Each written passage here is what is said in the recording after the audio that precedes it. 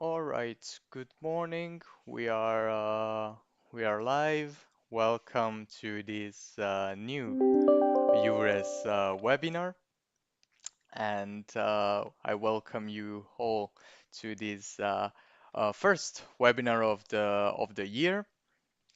The topic of this webinar is special, so we will talk about cross-border partnerships. And I am really, really glad to have here representatives from all the partnerships. So first of all, we will have a uh, sorry, I think we lost connection. A second. Okay. Before like starting with um, the presentations of each of our speakers, I will tell you a little bit how will it work. So there will be a short introduction done by me. And after that, each speaker will have 10 minutes to present their their cross-border partnership. They will have also time in the middle of the webinar to discuss. There will be some questions, interesting questions relevant, of course, to the cross-border topic. And we will end the webinar by 12. You can interact with us writing in the chat. And together with me today, I have my colleague Francesca that will be helping me moderate this webinar.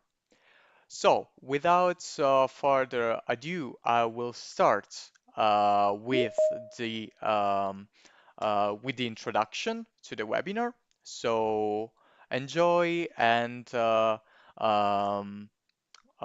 will start sharing my screen right. All right, I hope you can see my screen. So let's start our introduction to this webinar by understanding what does EURES cross-border partnership mean.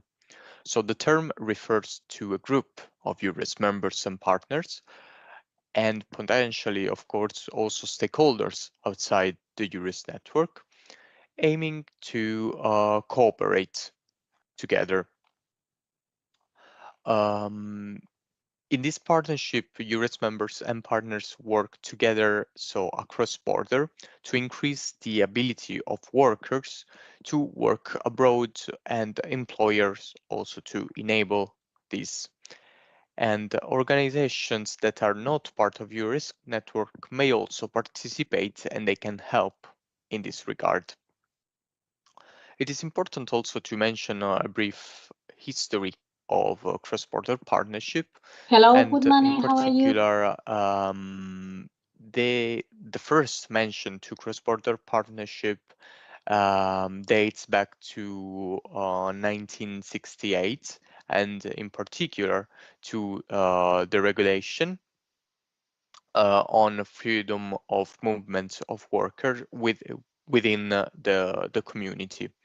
And the first reference was in the Article 17, where it stated that the I'll services just be saying people's territorially first names because I don't responsible want to for get the any border pronunciation region wrong. of two or more member states shall regularly exchange data relating to vacancies and application for employment outstanding in their area, and acting in accordance with their arrangements with the other employment services of their countries, shall directly bring together and clear vacancies and application for employment.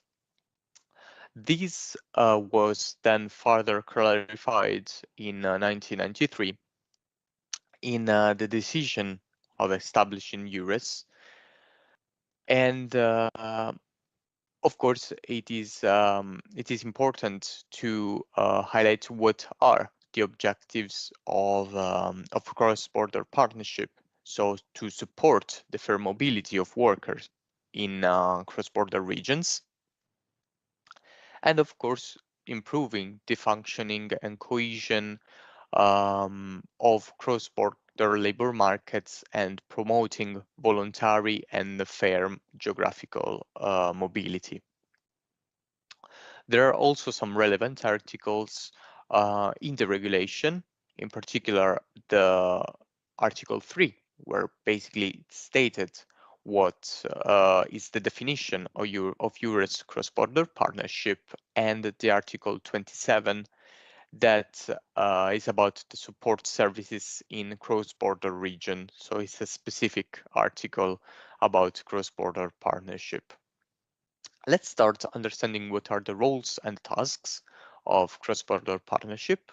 So first of all is to support the development of cross-border cooperation together with local and social partners, local authorities, and other relevant local and regional organizations, and to ensure a constant flow and exchange of information by direct and regular contacts between the EURES advisor and the cross-border regions. To offer, of course, through the EURES advisor and staff, the partnership member organization, one-stop shop solution to actual and potential cross-border commuters and their employers by providing and exchanging information in advance on job vacancies, job application, and as well as living and working conditions. Of course, one of the role is also to facilitate the job matching process and develop uh, a joint job placement activity and projects, of course, as well as directing towards information about vocational and educational training, for example, and also post-recruitment services. Lastly, we have like the last tasks and role for cross-border partnership is to monitor mobility obstacles in cross-border regions and propose suitable solution on how to remove them to like at regional, national, and European level, and to contribute to develop some projects specific to this purpose. So what are the services that are provided by cross-border partnership? We have recruitment and assistance to to frontier workers, recruitment assistance to employers within the area. Then we have also the targeted guidance and information about, as I was mentioning before, living and working conditions, social security, labor law, etc., etc. We have cross-border data collection, and lastly, to contribute to implement the European Pillar of Social Rights under fair working conditions. So, which cross-border partnerships are currently active? In 2024, 2025, and 2026, 6 cross-border partnerships involving 8 countries receive ESF Plus funding. ESF Plus is the European Social Fund Plus funding. In addition, there are, of course, a number of other partnerships that are active without EU financial support. The cross-border partnership that are supported by the ESF Plus are those who will be presenting today. And in order, they are EURES-T Oberrhein, Rhin supérieur, EURES transfrontalier de la Grande Région, EURADRIA, EURES-T Extremadura-Alentejo, EURES-T Galicia-North Portugal, and EURES-T Andalucía-Algarve. So now I want still much more time from you, and let's start with the presentations by the representatives of this cross-border partnership. So enjoy your webinar. Okay, Gian Claudio, thank you so much for that introduction to this morning's webinar. And to begin with, we have our first presentation provided by Michel Villeth on cross-border partnership.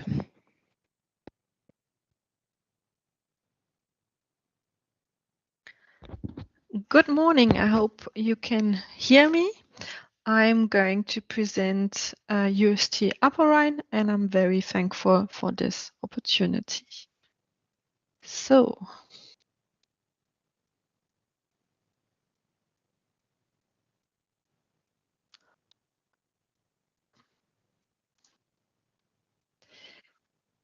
that's great. So, EURES-T Oberrhein, what are we talking about? If you are interested, you can have a look on our website. It's in French and German, and I'm coordinator of the network EURES-T Oberrhein. So, EURES-T Oberrhein, it's 3 countries, as you can see on the map. So we have parts of Baden-Württemberg, parts of Rhineland-Pfalz in Germany, we have Alsace in France, and we have northern Switzerland. So it can be quite difficult finding common ground between 2 countries in the EU. Imagine with these 3 countries, because Switzerland is not in the EU, can be quite complicated. So you can see EURES-T Oberrhein is here. It's very central in Europe. So what are the numbers of cross-border workers in the Oberrhein region? In 2020, there were around 100,000 cross-border workers. You can see the numbers here.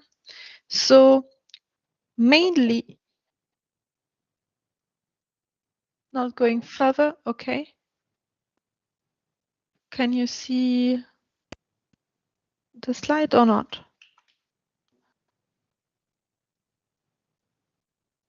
Okay. So now it changed. So can you see if I do like this is okay. So you can see the numbers here. So mainly the cross-border workers commute from France to Switzerland, or from France to Germany, or from Germany to Switzerland. So I hope you are seeing the same thing than me. So when I arrived as coordinator, it was a bit difficult to understand who is doing what in the Oberrhein region, as there are many actors and the region is very active. So I started doing a map, and you can see there are lots of different parts are put in the map. So what I realized is that there are many actors in this region, but each has its own geographical space and subjects. So we, for example, work closely with the SPTs. You can see them here. There are 4 of them here, which are basically French-German public employment service agencies, and the InfoBest. So what does EURES-T Oberrhein exactly do in the EURES-T Oberrhein region? You have seen all the actors. Well, it's quite simple. We provide mainly information on the labor market and promote fair mobility. How do we function? So the entry point is our one-stop shop. You can see it here. We have 3 numbers depending from which country you are calling, and we have 2 email addresses if you want to write in French or if you want to write in German. So if the one-stop shop can answer your question, they will. If not, your question will be directed to one of our experts, EURES advisors. So for example, if you are a company, you will be getting in touch with a EURES advisor that can inform you on recruiting or onboarding here. If you are a cross-border worker and have a question about your job contract, for example, you can get in touch with a EURES advisor from a trade union. Yeah. If you are a potential cross-border worker, you can get information on social security, taxation, working conditions, etc. from a EURES advisor from a public employment service. If you are a job seeker, for example, you can get a coaching helping you for your application. That's here. If you are a young person and you want to do a cross-border apprenticeship, traineeship, for example, you can get in touch with our experts from the program. It's the same if you have university, school, parents, companies, etc.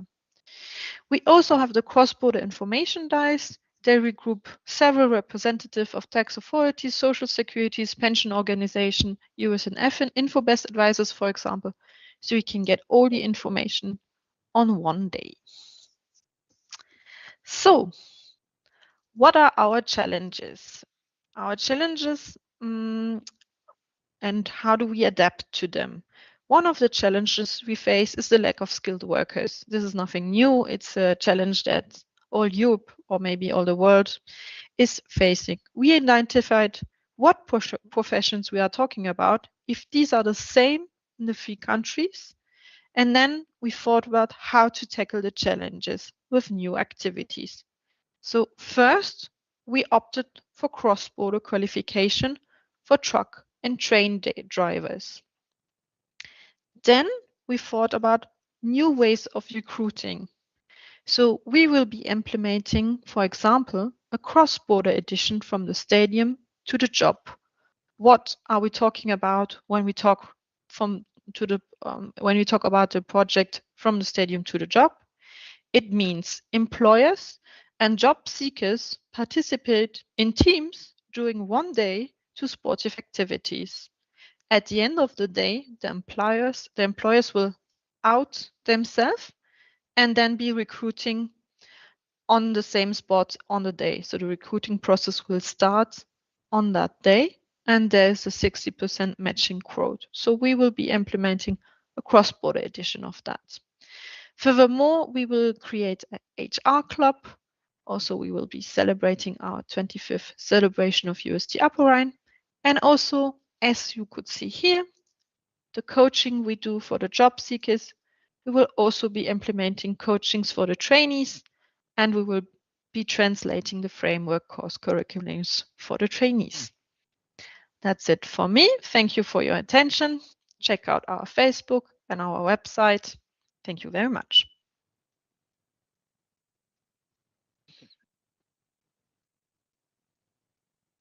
Thank you, Michelle. Thank you, Gian Claudio. For our next presentation, we have Anne, who will be presenting EURES-T Grande Région. So over to you, Anne.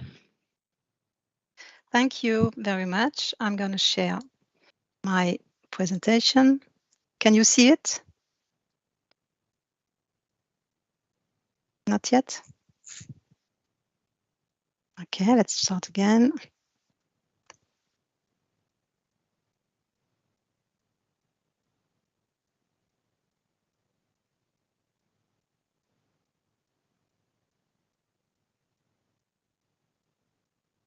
Okay, great. So let's start with a brief introduction, who we are, how we work together, and what we do.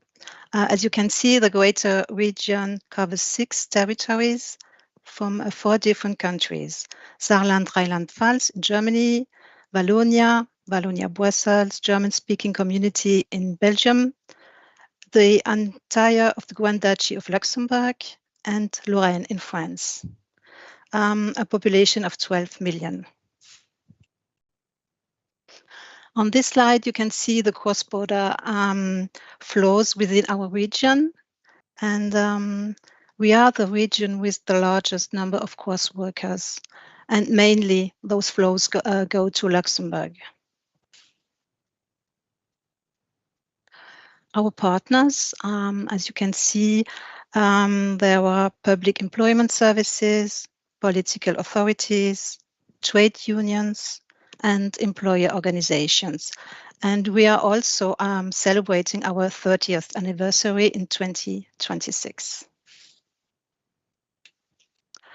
On this slide, yes. Until 2018, it was quite easy to work together because we had a strong imbalance between our territories, many job seekers on one side and job offers on the other side. After 2018, we have seen a shift in labor markets. Everyone is looking for the same profiles, as Michelle just said, and we all know the same recruitment difficulties. And it's becoming a little more difficult to work together. Based on these observations, we are adapting our strategy and we work together to find new ways forward. So on this slide, you see how we try to have one main goal now. I would say it's a twofold aim: develop talent in our region and attract new talents from other regions. And this is our program architecture for 2024-2025. You can see all our activities, and the heart of this is really this double aim: attracting qualified workers and supporting adapting talents available in the greater region. It's quite a program. And I'd like to hand over to Julien, who will give you a more detailed presentation on those activities.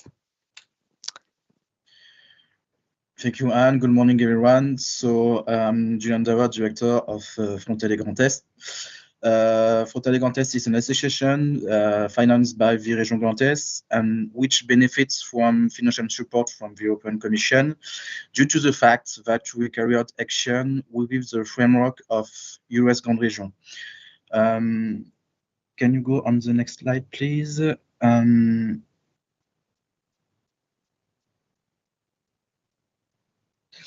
So our mission are to inform the public, so namely employees, students, job seekers, and companies about living and working conditions in the greater region. In this context, our teams of legal advisor offer free legal advice to users. So we were chosen as part of the partnership to manage the EURES Grande Région website and the one-stop shop. A member of our team answer users' question via live chat or phone. Here, these are first-level questions that do not require in-depth legal analysis. This also allows us to refer to EURES advisor or to our services. Can you go to the next, please? A little overview of our statistic. Last year, 800,000 persons visit our website. Our 5 legal advisors handled 6,000 individual files. Above, we have done a lot of work on the digitalization of our services offering. Why? Because as former worker, cross-border worker in Luxembourg, the first reflex of user when they cross the border again is to go on social media to check some information. And this is the reason why, as part of the action we carry out for the partnerships, we have invested in our social media. Today, more than 19,000 people are following us on Facebook with the result you see. Several thousand of us follow us on Instagram, X, LinkedIn, and recently on TikTok for youngest people, where around 10 videos have been seen more than 300,000 times. So we regularly review our way of communicating in the partnership and in Frontalier Grand Est in order to be able to raise public awareness on subjects. The information is not as complete as the legal advice, but it attracts attention and it works. Concrete example, on March 15, 2020, the German government announced the closure of the borders. I made a post on Facebook that was viewed 100,000 times, in which I just mentioned that people should take a copy of their employment contract to reach the border. And for these are parts of our EURES activities, we have been producing video tutorials for cross-border workers, on YouTube. Our 49 videos have been viewed 1 million times. Above, the best information is that the consumption duration is 80%. Can you go on to the next slide, please? You have also a quick overview on our information brochure that have been financed and made for the EURES advisor in the Greater Region in French, German, and some of them in English. And here you have just a quick screenshot of our tutorials about the way of pension are function, how the way of cross-border needs to be informed about pension in the Greater Region. And this video has been viewed more than 15,000 times.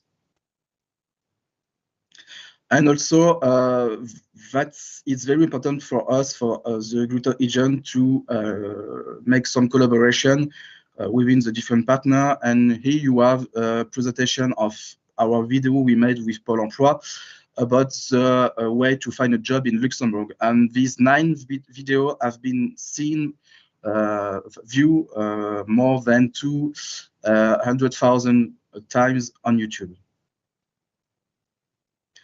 And at least the most important information is that we try to get an analysis of our results from the public, and as for our activity, we make each month a survey for the cross-border that are contacting us, and we have so got results for the quality of the answer and for the delay.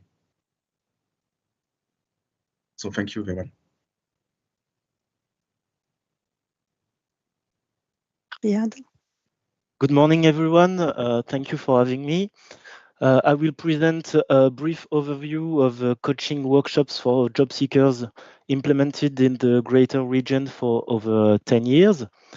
The target audience are mainly job seekers far removed from the job market, seniors or undergraduates. It's in line with the France Travail strategy. These workshops conducted individually or in groups consist in various modules focusing on job search techniques, assistance with CV and cover letter writing, interview simulations, and also address soft skills.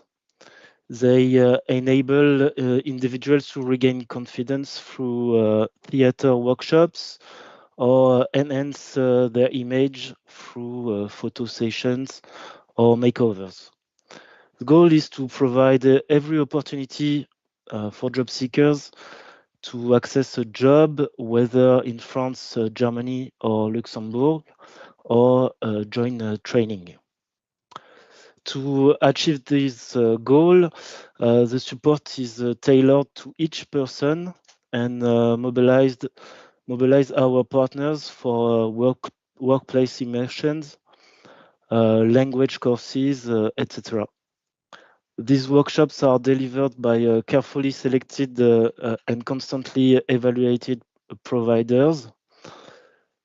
In total, the Greater Region partnership around these workshops has enabled over 100 people per year to benefit from this support, with 63% return to work rate. Finally, I would like to thank Shaines Shafawi-Tenafer, former EURES advisor that you can see on this picture, who helped promote and spread those workshops all over the Great Region for more than 10 years. Thank you.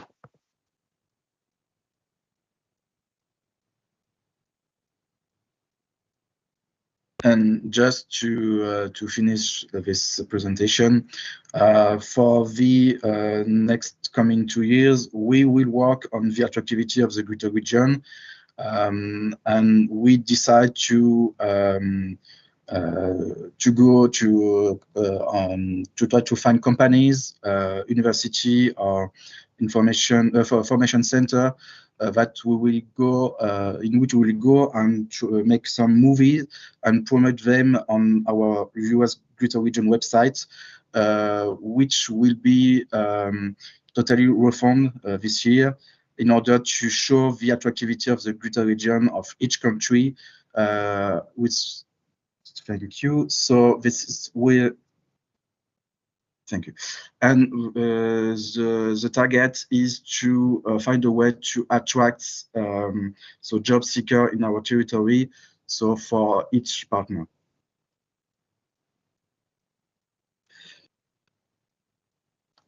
I think we have not enough time. We are finished. Okay. Thank you very much. For our third presentation, I now hand over to Alessia, who will be providing our last presentation on cross-border partnership before our discussion, and then the coffee break. Thank you. Okay, I can say I'm Alessia Vetere, a EURES advisor and coordinator of the cross-border partnership between Friuli Venezia Giulia in Italy and the three bordering regions of Slovenia. And I'll try to use, I can say, a different approach to show who we are and what we do, and also to test if this approach works. Okay, I can say. And it is related particularly to our communication and dissemination strategy that we already undertook since 2 years to reinforce, we can say, the awareness on cross-border partnerships and services. Then I will share with you a brief video to give you an overview. Okay, I start.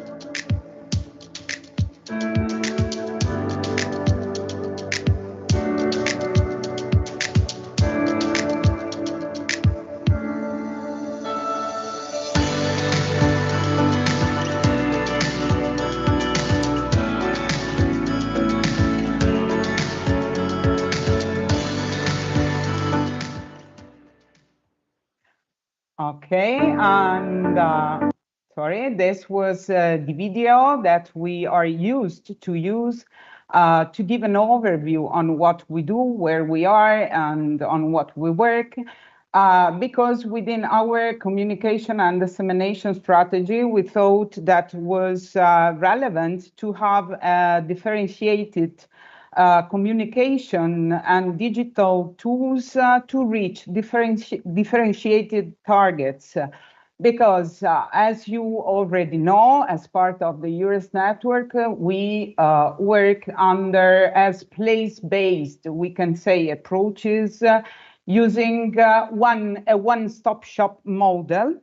Okay, so we have users as frontier workers, potential job seekers, and then potential frontiers, and employers as our direct targets, as final users, as beneficiaries.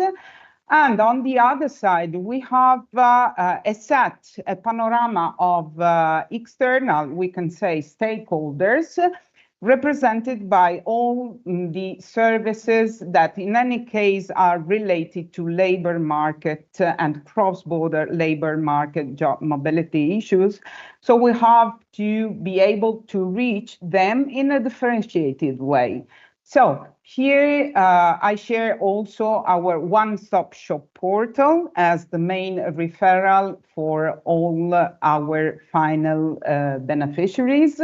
As our direct users, as we said, the portal uses 3 languages, English, Italian, and for sure Slovenian. And here our users can find all the information needed about our activities, about, for example, how we cooperate, and about events and job fairs. And we will have many because we plan to interact more and more with the main and the major events that will be held within our cross-border area, as for example, the Big Science Business Forum 2024, targeting the big science market that will be held on 4th October in Trieste, in Friuli Venezia Giulia. And in 2025, we will be fully part of another European initiative as Gorizia and Nova Gorica, capital of culture, and so on. But you can access the website and follow us and stay informed. Then on the other side, we use this landing page to inform and to create awareness within and between our potential stakeholders. And as you are part of the EURES network, as EURES advisor, you are also part of our targeted communication and dissemination activity. We have also social media channels, and in particular, we are used to use LinkedIn, so you can join us and follow us. And for sure, visit www.euradria.eu as our one-stop shop. And on the other side, www.crossborderjob.eu as our landing page. And thank you all.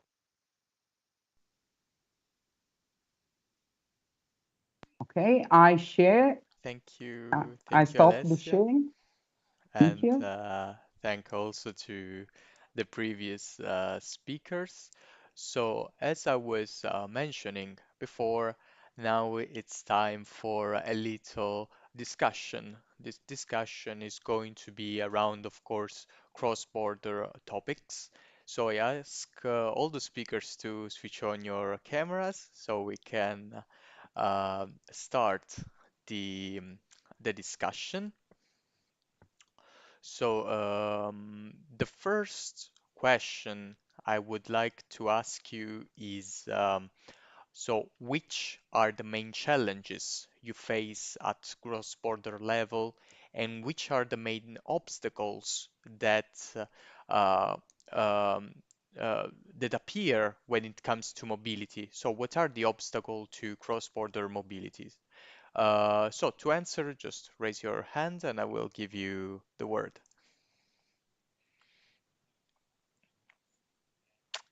So, Maria.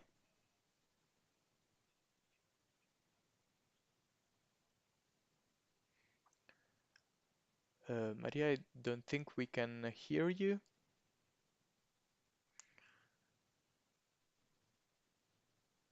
In the meantime, I see Michelle, please. Thank you for your question. Maria, we can hear you now. It's okay now? Yeah. Okay, Sorry. now we can hear you. We switch off every single thing, so now it was come back.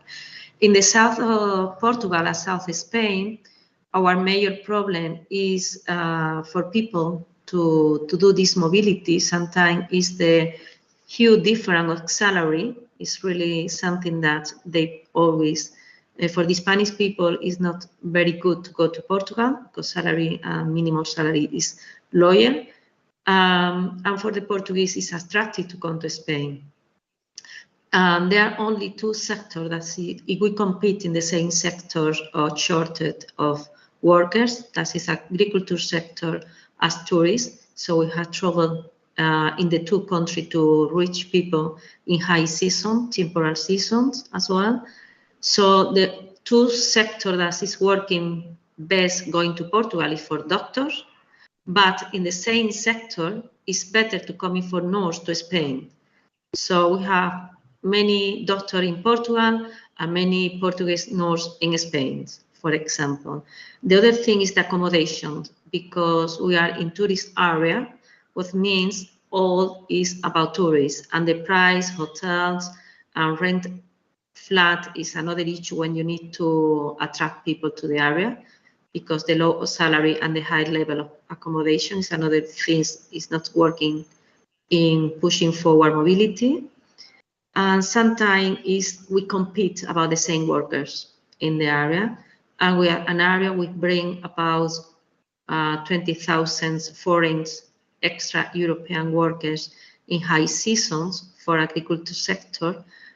Before it was more Spain organizing and have all this work done, but Portugal is doing it now as well. And they are opening other different countries to bring people in the agricultural high season. So that is a little about. So pass the word to Michelle. Thank you very much, Maria. Michelle, please. Thank you. We have two main challenges. The first one, I talked about it in my presentation, was the lack of skilled workers and shortages of bottleneck professions. And the second, I would say, is language, because historically in Alsace, a lot of people would speak German. The younger generation is focusing more on learning other languages. It's not about learning German anymore. So this is one of our challenges, I would say. Really interesting. Thank you. See you, Julian. For the greater region, we have some similar problem. The first one is about languages.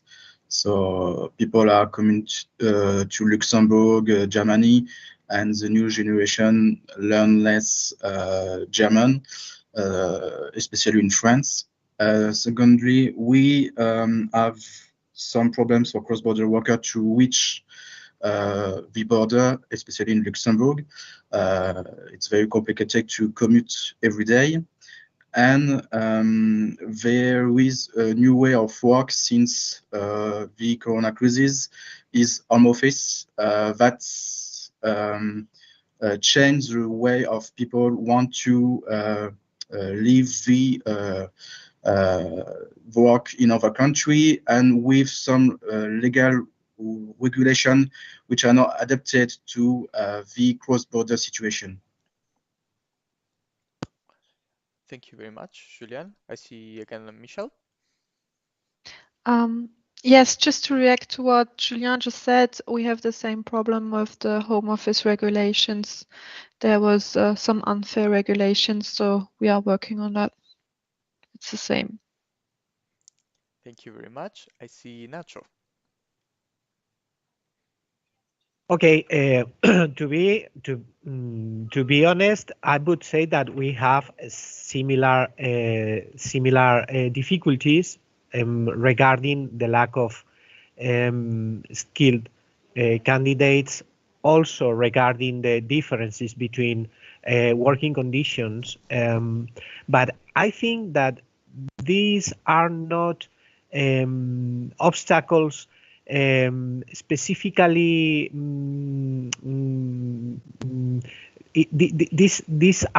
These obstacles are general for all the European Union, not specifically for the cross-border regions. I mean, when we face obstacles and challenges for cross-border mobility, we are also involved in the challenges, in the same challenges that the whole European mobility, but moreover with the specific cross-border mobility obstacles, which are, in our case, much more linked with the procedures that the public bodies set for citizens and companies to make their relationship with bureaucracy and get their rights accomplished. So for us, from our point of view, of course, we have difficulties with salaries, difficulties to manage some vacancies. We have many difficulties to get skilled workers, but our main difficulties are awareness about the cross-border reality and cross-border mobility conditions, and secondly, that the public bodies sometimes make changes in their procedures without the cross-border point of view. And these are huge difficulties, because we are dealing with different public bodies, and you know, public bodies are very, very difficult to be changed. Thank you, Nacho. Really interesting. I see Teresa. Yes, I agree totally with Nacho. Not for to be Spanish both, but I agree with him. I think that for us at least, the principal problem that the cross-border workers and employers and the people in general have in a cross-border area is the enormous quantity of administrative procedures to do their normal life. We are people who live in a part of the border. We have a foot in a country and another foot in the other country, and we change this. We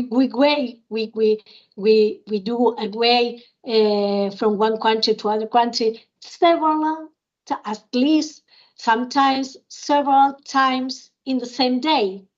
So many of times it's very difficult to share different administrative procedures, different laws, and the cross-border actor can to fight every day with all these difficulties.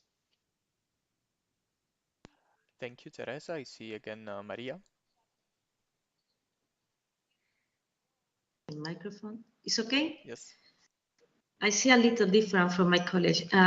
What's the problem, or I would say, the relation where we are so cross-border, what the difficulty of administration and the service and the law is that wherever we are so closer, and in our case is going through a bridge, in the Alsace area you can move from one country to another by bus, is that we have to enforce the European law. The European law and all this law is very easy to see when you are in England and you have to come into France, or you are living in England and you go to France, that you don't think about all the European regulations that apply. The issue here is that, as Teresa said, we are going to shop into one country, we are working and living in another country, and companies forget that there are two countries. And all this law is the same European law that you are doing from the South Spain to the north to France in terms of economy. The issue that we are so closer and it's a common day-to-day moving, because you can be working in one country and living in the other, is something that the European law doesn't recognize, neither the national entities, because the law is European or national law. And that's why we're coming to really understand that what is a normal law procedure you want to do quickly, flexible, and some of the things doesn't make any sense when you go from one side to another. It could make sense when you're moving from one country to another with 1,000 kilometers. But as Teresa said, you can be seven times in the same day from one side to another. So that is in this thing where we are working. We are using national European law that need to be applied to a territory that people don't see the border. Mentally, language, crossing, and sometimes, from my experience while sitting down with them, it was so funny. Somebody have registered the children from one hospital in one country and have done the same in the other country without thinking about nationality law or anything. It's not about labor market, but that shows that people, if you are in England, you have to go to the consulate to register your child in Spain. While here he was doing, in one day, register the child, in 2 registers, what it means, it was a mess, taking them 4 years to sorting out with different law. And it's because of the proximity. We don't see the border, but the law doesn't giving us any flexibility to undermine some of these issues and taking shorter way to do business and contract people and attract people. I think that's sometimes we go from the big picture to the very narrow area and without recognition in laws. Thank you, Maria. Really, really interesting, this perspective. Alessia?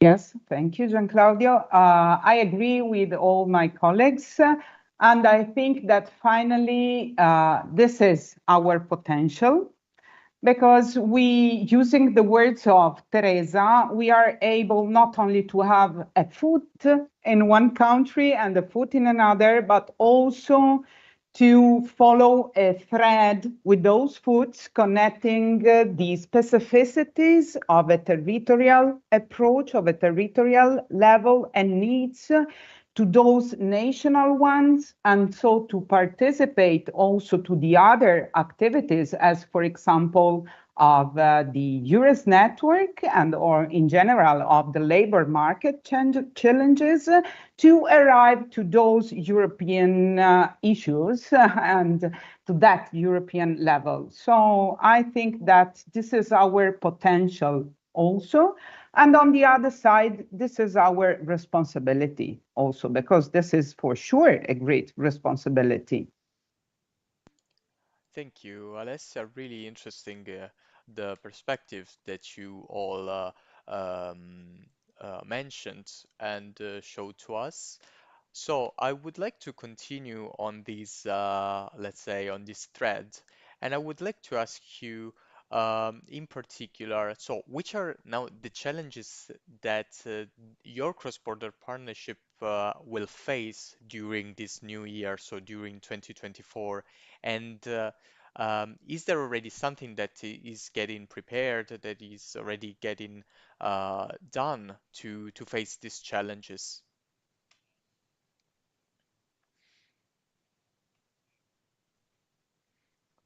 Again, you can raise your hand. Maria, please. We cannot hear you. Okay. Reconnected. It's fine.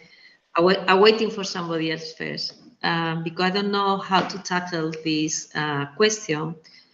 When I thought about the question, what we will do, obviously we're still working as Teresa, Alexia, and Teresa. We're still working in the try to bring issues to national and European level about the speciality and the difficulties in the cross-border.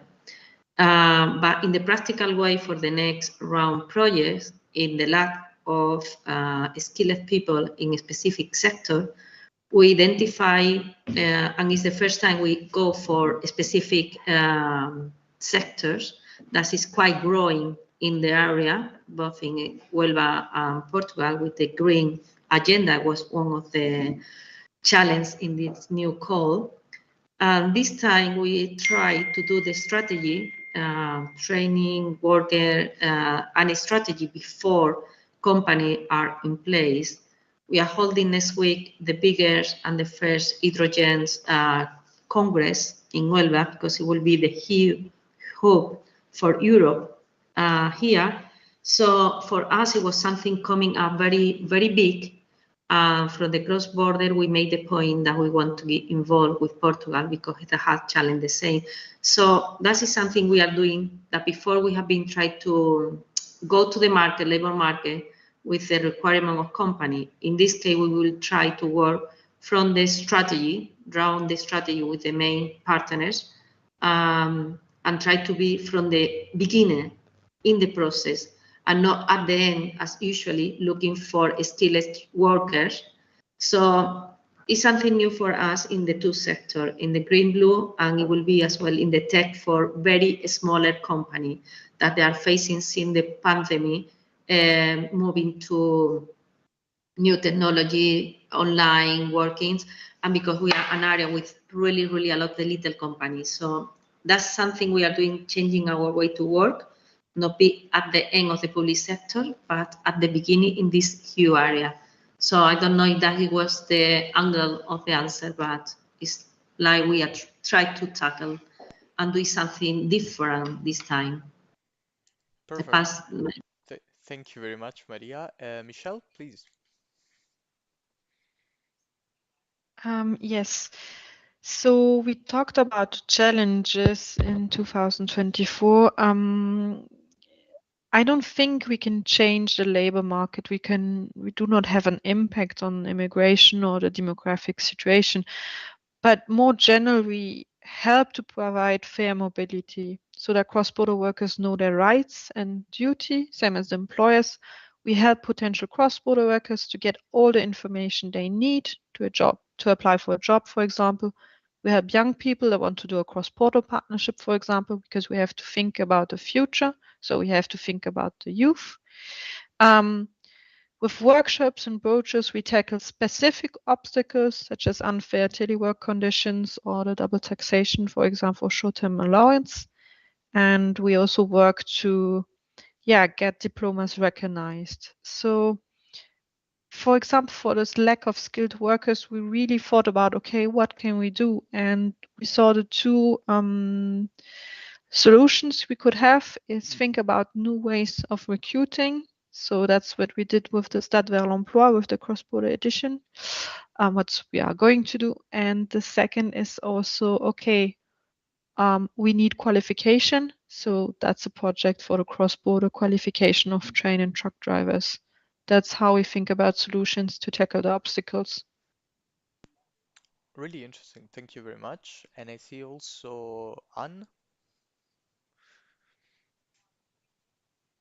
Yes, I agree with Michelle because we have common programs to qualify job seekers, qualification in both German and French, and double qualification to enable them to work in Germany or in France.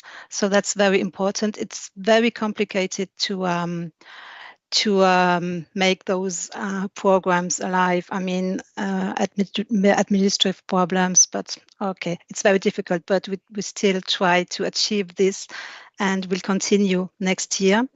It's very important to avoid competition between our different regions, and we have to find common solutions like these common qualifications, put together job seekers from Germany, from France, from Alsace, from our different regions, and from Germany, put them together, build a group, and have this program in both languages.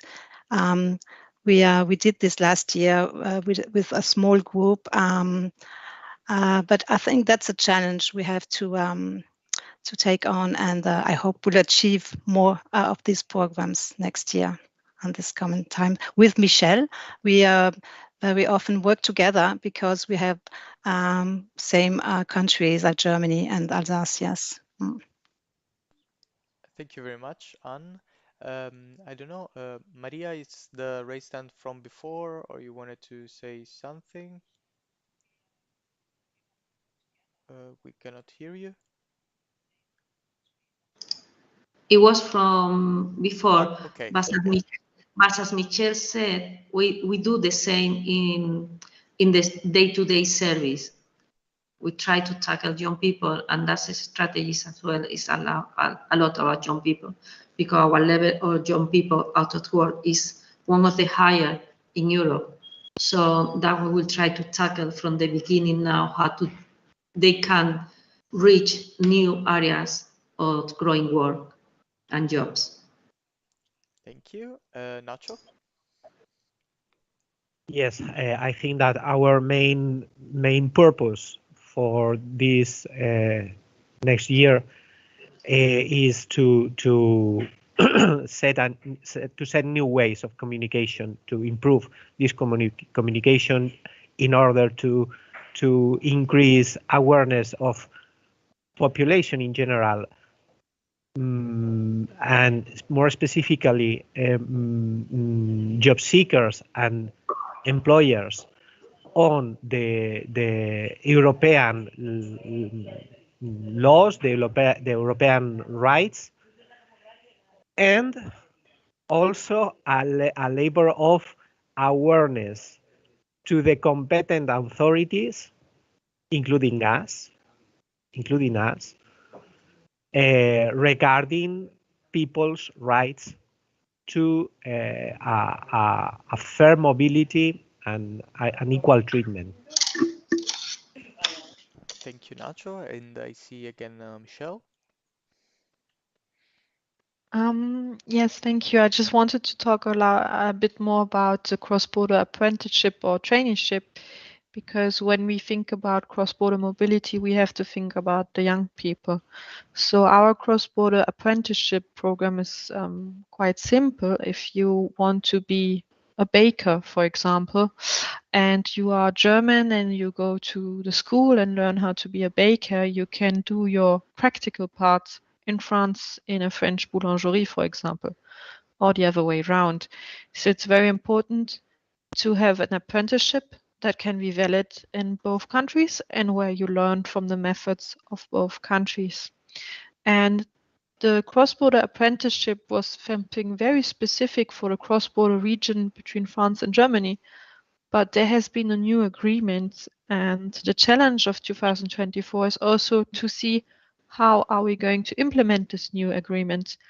And the new agreement is not only focused on the cross-border region, but it's much larger. It's for France and the whole land of Baden-Württemberg, for example, or the whole land of Region Rhineland-Pfalz, which means that if we think about the future, we can maybe, I don't know, maybe in 20 years talk about a French-German apprenticeship, for example. And I know that France wants to implement this kind of agreement for the cross-border apprenticeship with Spain or with Italy. There are discussions there, or with Belgium. And it would be very great because on a larger scale, maybe in 50 years, we can speak about a European apprenticeship. Thank you, Michelle. It's a really interesting, a really nice perspective and also hope. Teresa? Yes. For us, as the rest of my colleagues, to the next period, we are focused, as always, in identifying the regular obstacles to the mobility and thinking about solutions that to eliminate these obstacles. And we are very focused too in the traineeship, like in the cross-border traineeships, like Michelle told, and a specific kind of vocational training that is the dual cross-border vocational training. We are thinking on this kind of vocational training from the beginning. I mean, people who decide to do vocational training in a country, but with the practiceships in the another in the other country. This possibility the people, the trainee, to look for a job in the both sides of the border at the same time with the same skills and qualifications. Thank you very much. I saw Maria again.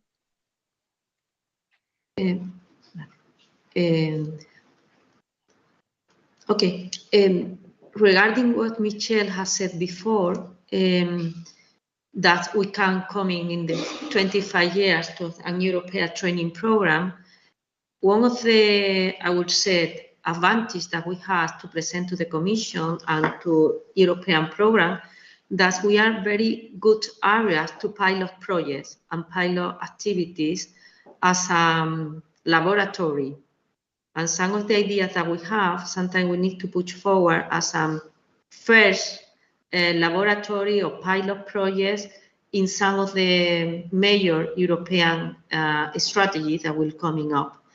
And that suppose we need to arise and be more proactive sometimes as we try always to allow the Commission that we are here, we are just testing things out as a way where to work and moving things forward. As Michelle said, now they are doing from the national level to try to work out vocational training and apprenticeship. And that's, I think, that is one of our important points to put forward, that we are on the side and we can test out many initiatives before the initiative becomes European. That's it. Thank you very much, Maria. Really, really interesting. And I see Michelle. Yes, thank you very much, Maria. That's indeed, I agree with that. Just a small specification when I talk about apprenticeship, I'm talking about the vocational training, which implies apprenticeship, but also dual studies. So we do both. Thank you, Michelle, for clarifying that. And Alessia? Yes, thank you. And we haven't to forget that we are used also to work on data. So data collection to be able to better design, we can say, our actions, and already aligned to the EURES data collection strategy, but including specific elements for the cross-border partnership. So this is also a very relevant part and already part of that awareness raising action.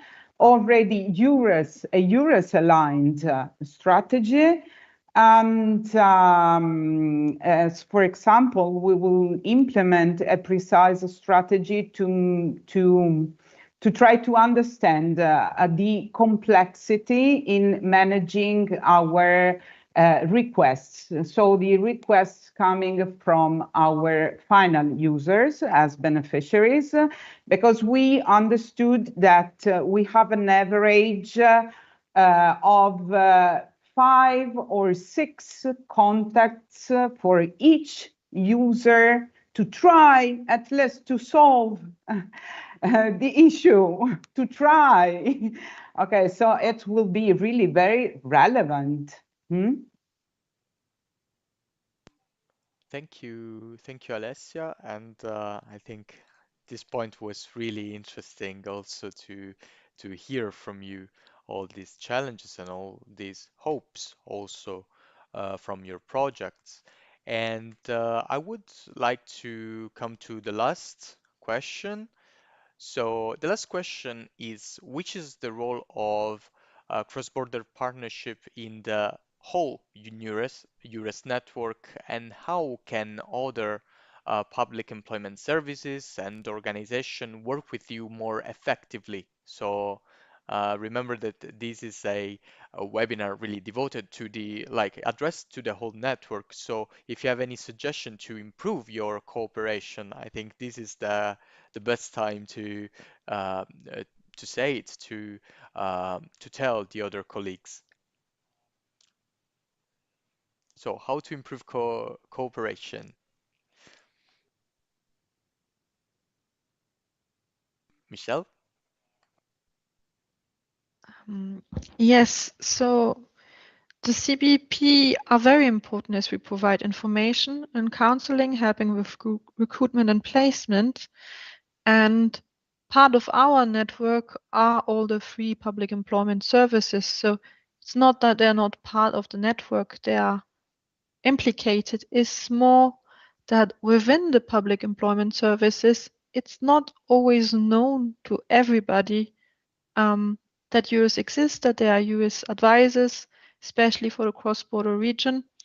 And so for next year, our Swiss partners are going to implement a new activity, which is very interesting, where their goal is really to achieve a knowledge of EURES-T and EURES within every advisor within the National Public Employment Service in the northern Switzerland.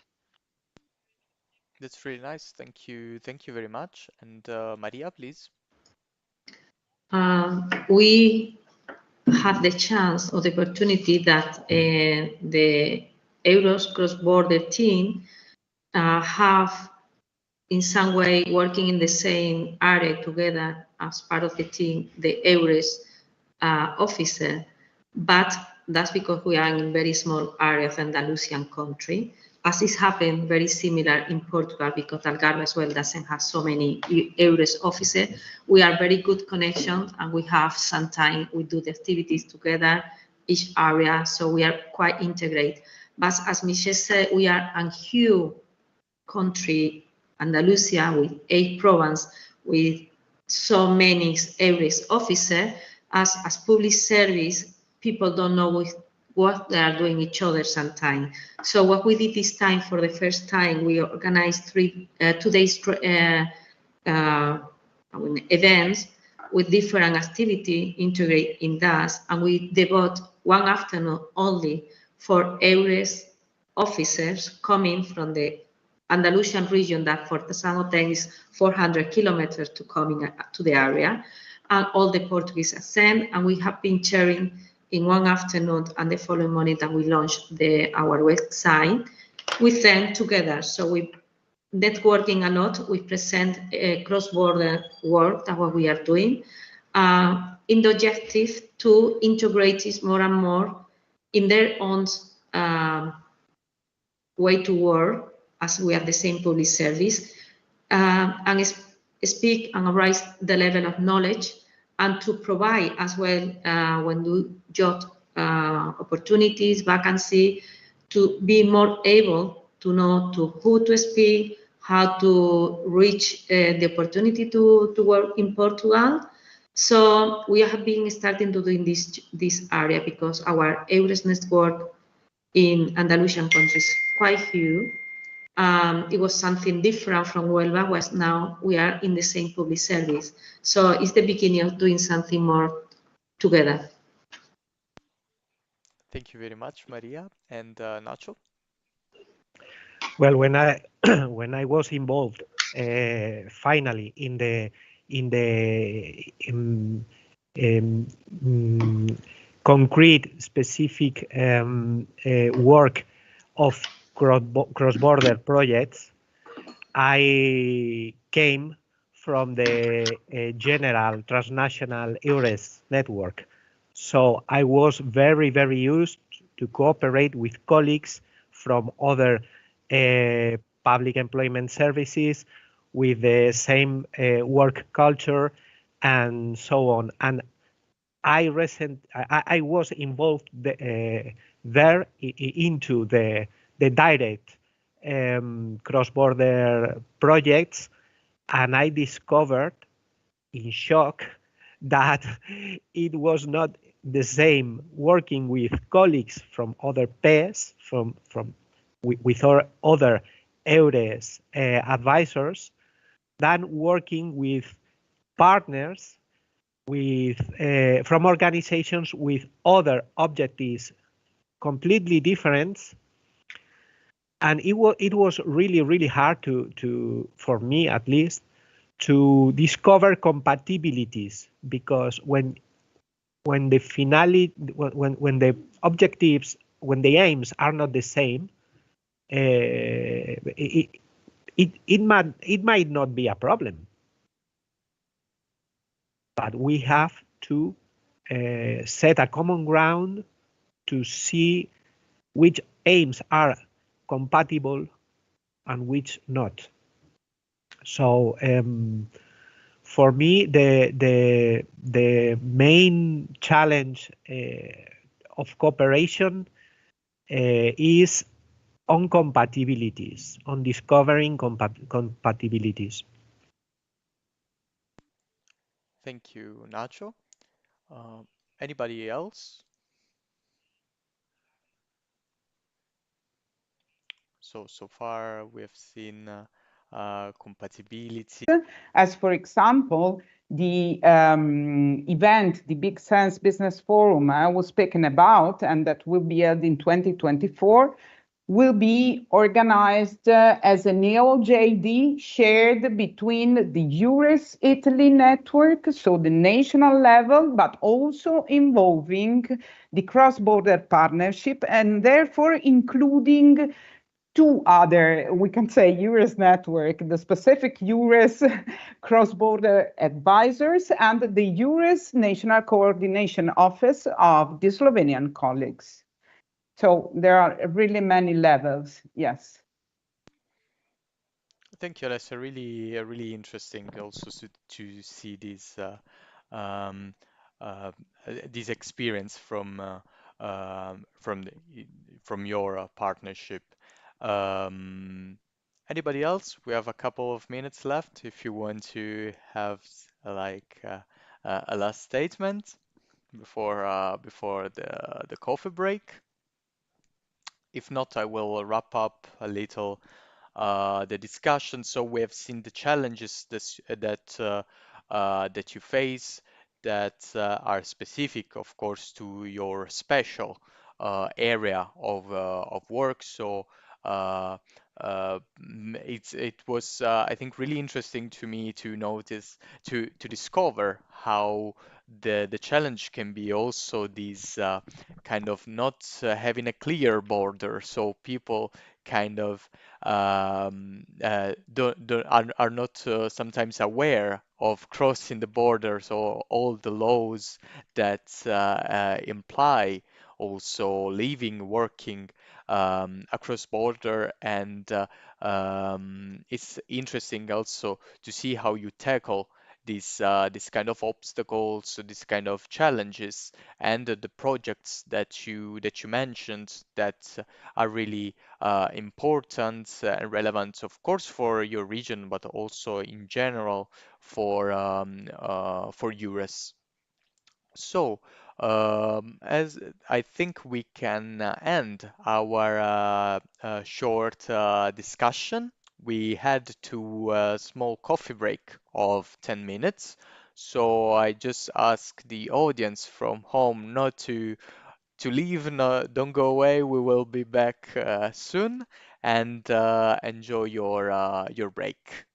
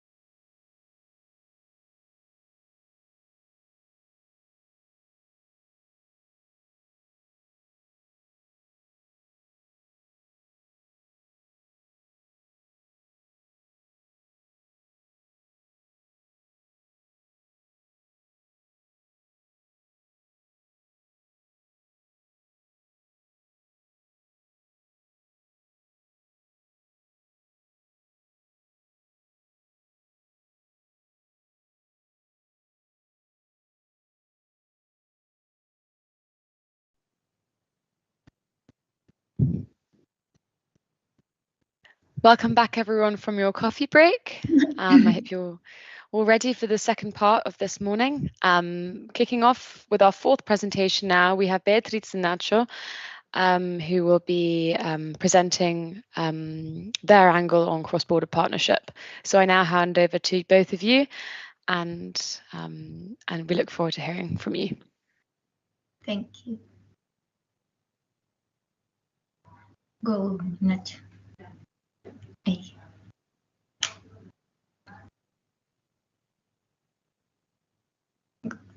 Good morning. Our project is EURES Cross-border Partnership Extremadura-Alentejo. The next, please, or the logo. This project is centered in this area for border. Yeah. In our project, there are partners for part of Spain and for part of Portugal. For part Spain is EXPE, the Crescent, Regional Corporation Extremeña Employer Social Partners Organization, FEMPEX, third sector organization integrated by the Township of Extremadura with the objective of protecting or promoting its common grounds.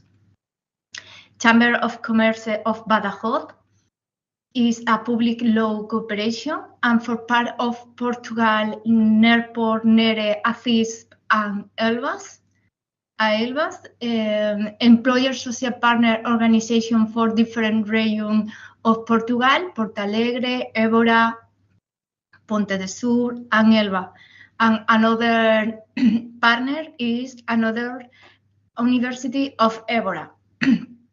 There are a collaborator of the project with project General Directorate for External Action and Business and Competitiveness is for part of Government of Extremadura and University of Extremadura. And another part of Portugal, another collaborator, similar FEMPEX, and General Union of Workers, Porto Alegre, UGT, is the largest trade union federation in Portugal. Its purpose is in defense of workers or the labor on social rights.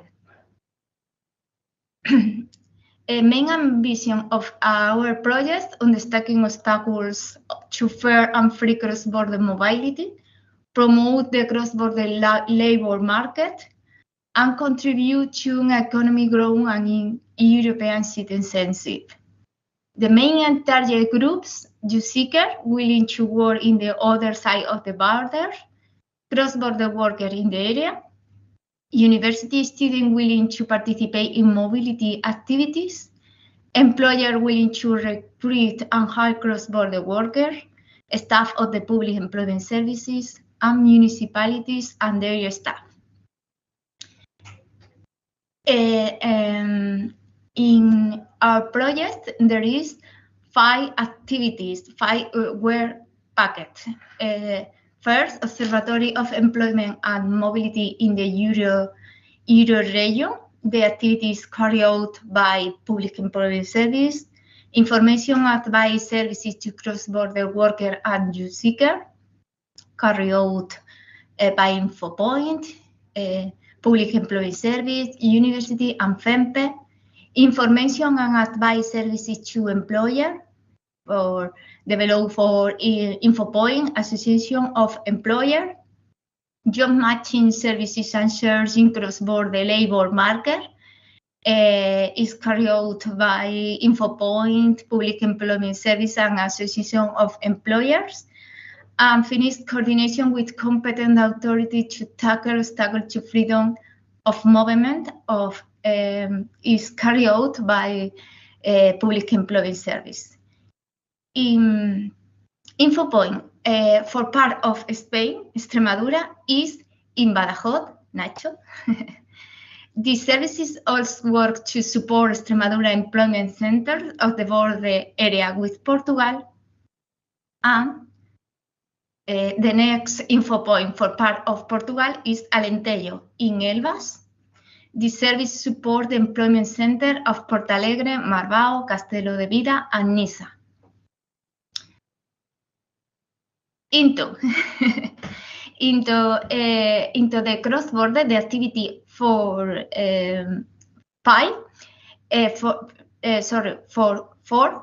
cross-border passport for job mobility. EURES Cross-border increases the portfolio of services provided by the SEXTE and the IFP to its citizens, aiding to the existing ones the collaboration of the technician of the border employment center to carry out functions such as cross-border mobility passport for employment.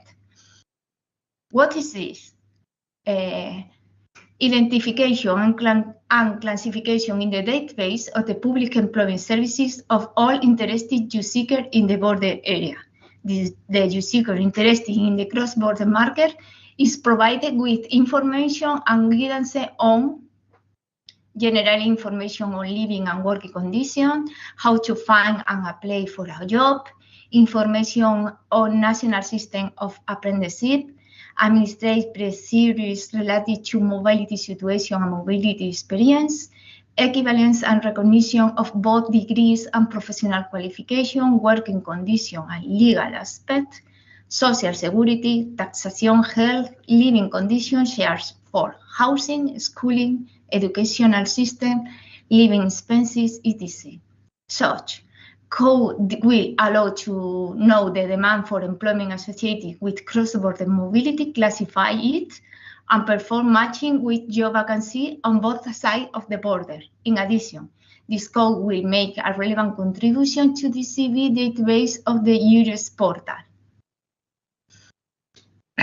Two examples for this activity in the work packet number 5 is Balbina Rodriguez, for example. Balbina becoming employee at the age of 49 without knowing how to direct her life. She is social educator and living in Olivenza on cross-border town for Spain.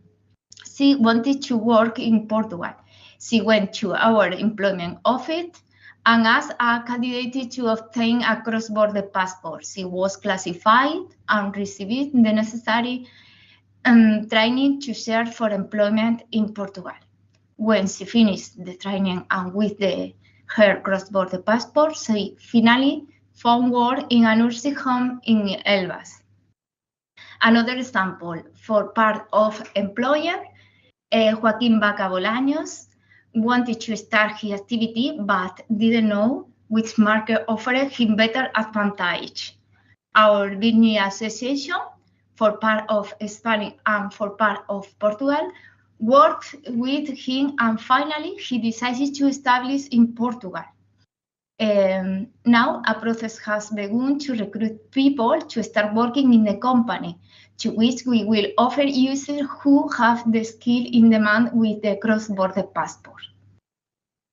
And finish my presentation. Thank you for your time. The contact for Spain and the contact for Portugal for Spain is Nacho, is here. And another contact for part of Portugal is Maria Jose. Thank you for your time.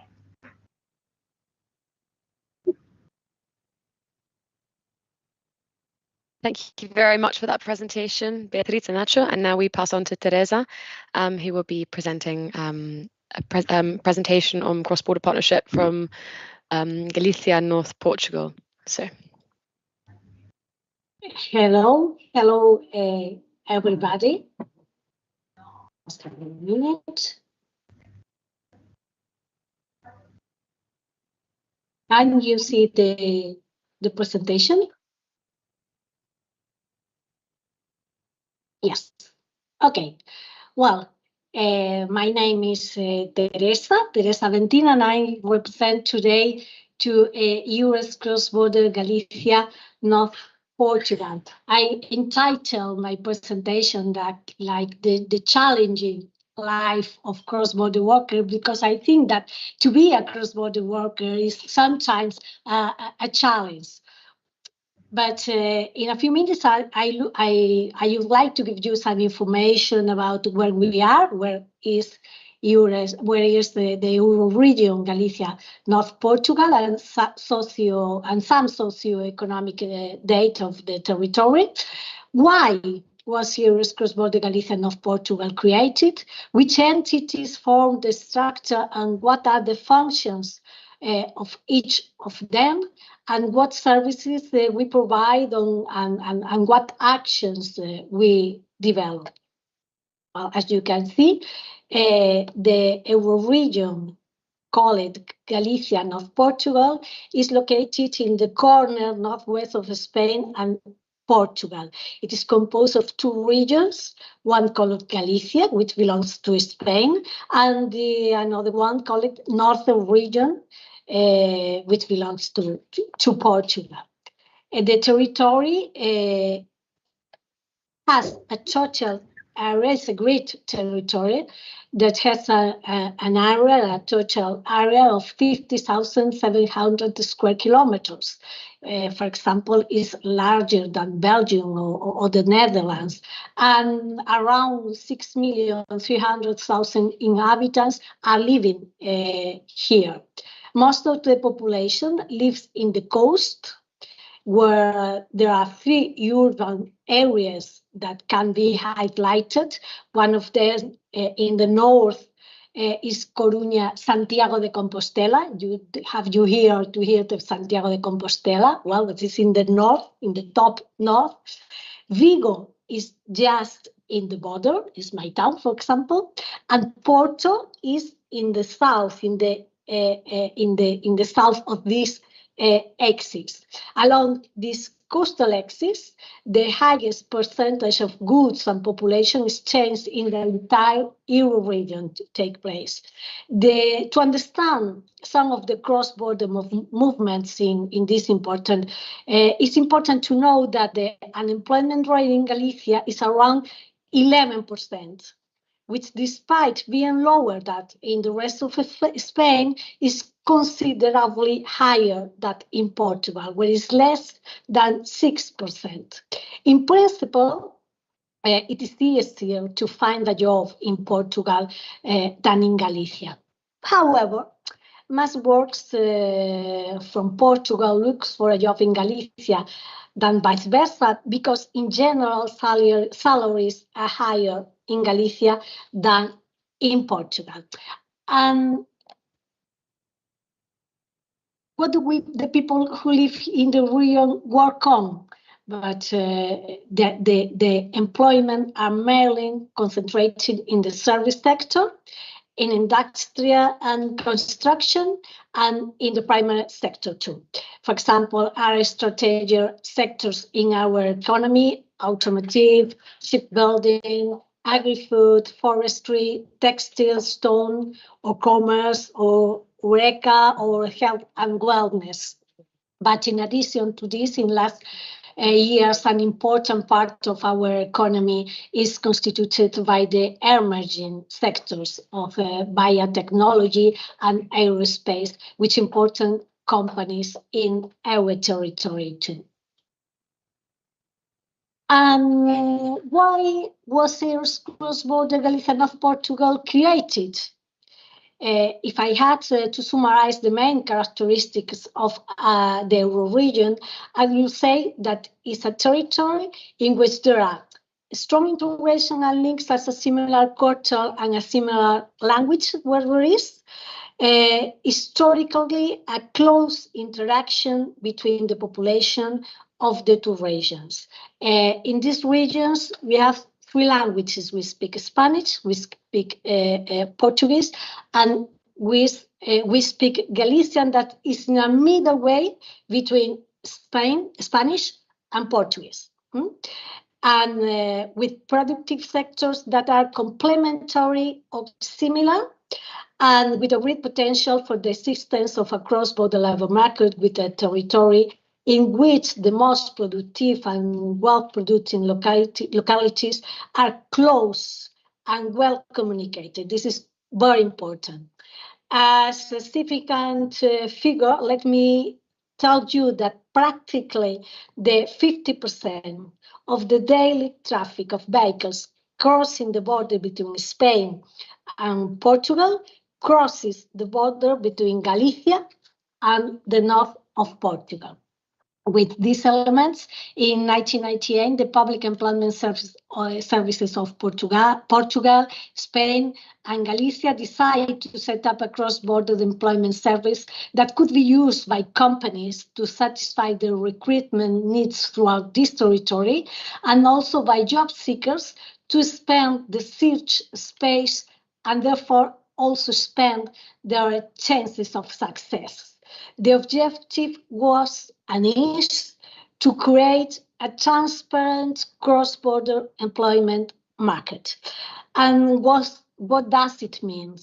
It means that the aim is to create a space for job seekers and workers when we know all the rights, all the obligations, and all the opportunities so that that actors in that market, I mean employers, workers, and job seekers, can make informed decisions about where they want to live and where they want to work. This is the basis of our work, of our daily work, of the basis of our cross-border partnership. This is how EURES Cross-border Partnership Galicia-North Portugal was born, which was also joined by the Public Employment Service with the main business associations and trade unions in the Euro regions, some of the most important universities of Galicia and the north of Portugal, and also the municipalities of the border cities. Each of these entities develops actions. Everybody works here.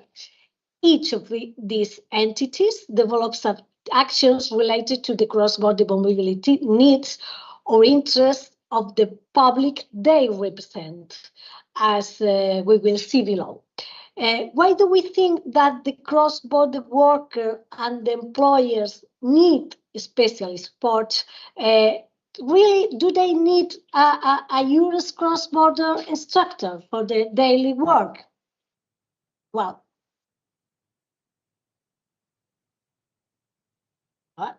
I talk and I don't pass the presentation. Sorry. Well, we are going to reflect about this. Everyone knows that when a job seeker is looking for a job in an unknown place, there are many doubts, insecurities, and obstacles to be faced. For example, where to look for? Is the salary I am offered the right one? Where are the legal working hours? Will I have social security protection? Where will I have medical care? Where will my children will have medical care? And where I pay my taxes? Or is my qualification valid to work in another country? And so on, and so on, and so on. In the same way, the employers are also confronted with these similar doubts. So, really, to be a cross-border worker is sometimes very difficult. In addition to worry about doing their job in the best possible way, as other employers and workers do, cross-border employers and workers have to solve a lot of doubts and carry out a lot of procedures in different administrations, which makes many people give up their projects. To avoid this and to ensure that the cross-border worker and employer only have to take care of doing their job well, in EURES Cross-border Galicia-North of Portugal, we provide a series of services and take a series of actions that allows us to reach the objective of creating this transparent employment market about which I spoke earlier. I'm going to use this slide, which is an image of our website, to present some examples of the services we provide and the actions we carry out. For example, okay, For example, just 1 minute more. EURES Cross-border provides job seekers with information on cross-border job opportunities. In the left hand, the cross-border, the people who is looking for a job in the Euro region can find the opportunities. In this column, if you are an employer, you can look for the best work that you can find in the Euro region, and in this column you can find all the information about rights and obligations too. But the most important and appreciated activity or service that we do is like other colleagues told before, our cross-border one-stop shop, when people can put their doubt or their problem, and he receives always an answer in the sense of no wrong door. I mean, the one-stop shop service receives the question, and the one-stop shop give the answer always. Okay.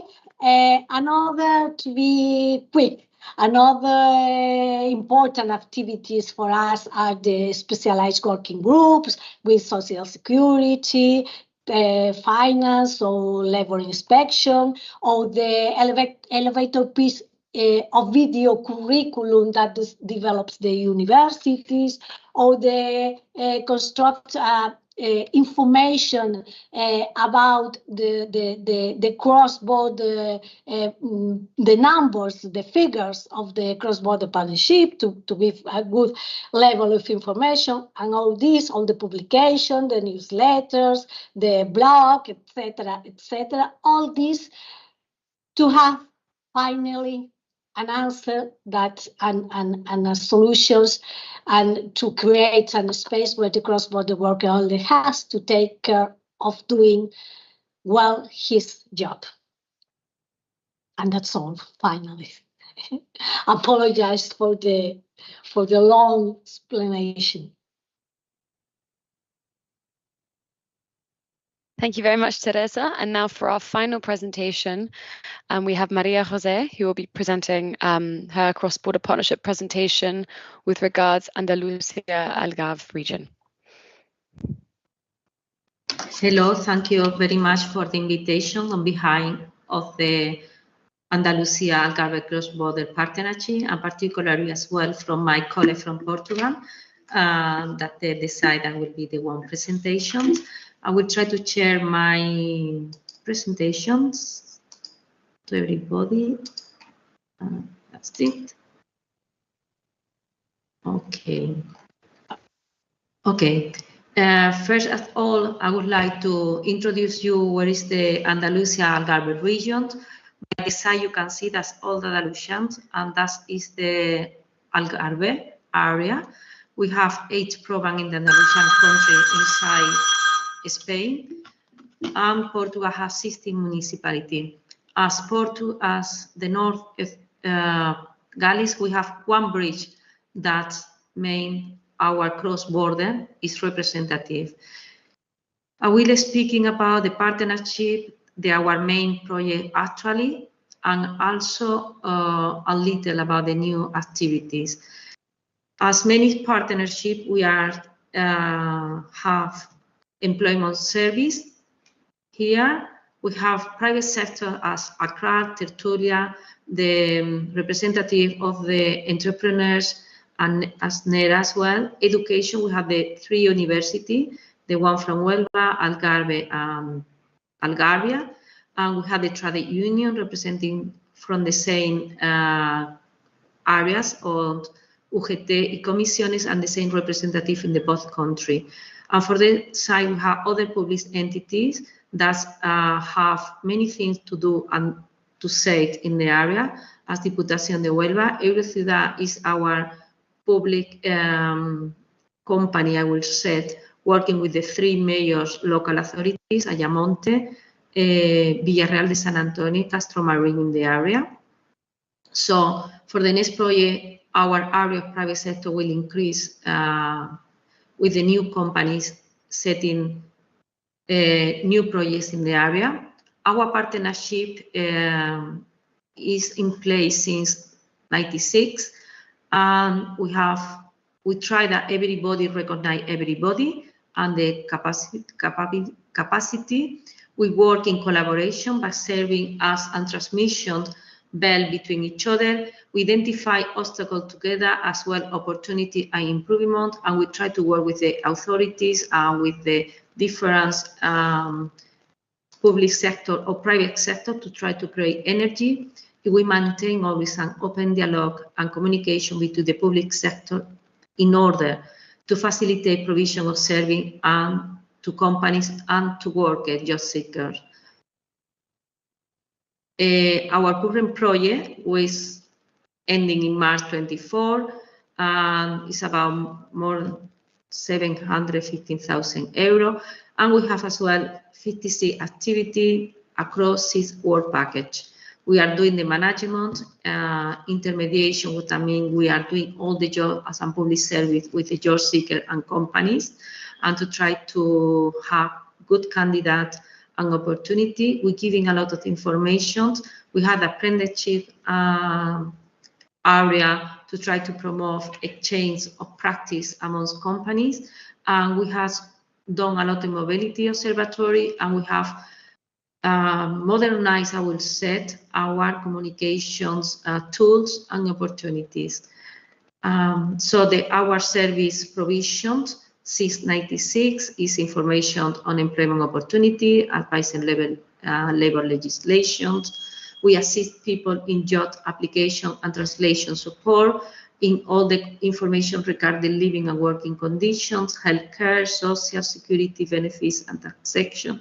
And there are huge difference between the healthcare and social security opportunities and benefits between the two countries regarding where we are living.